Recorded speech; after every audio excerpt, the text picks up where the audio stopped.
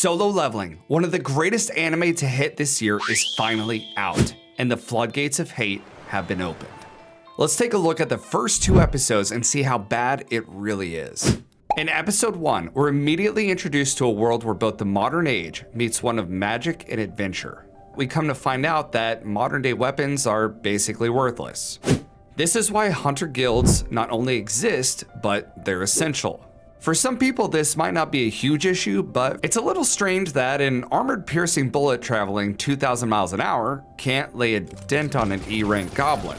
There's a huge plot hole here that has left the entire world at the mercy of the hunters.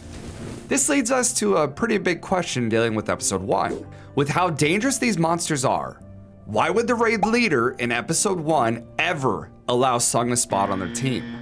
In the real world, anyone with an average IQ would know that he's a liability. Just look at this scene. By the time Sung was healed in episode 1, the minor dungeon boss had already been killed. Joo-hee's magic could have been used to help in that fight, but instead she spent most of it up healing him.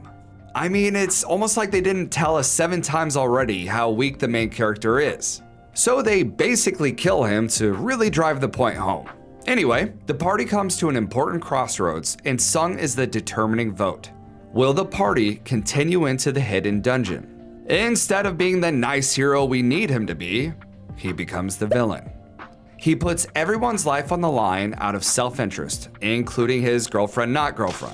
He's basically not any help to the party at all, but hey, his family needs money, so yeah, let's go get killed. The only valuable thing Sung brought to the table in episode 1 was telling everyone to duck from the giant death beam. But episode 2 though, now that's something to talk about.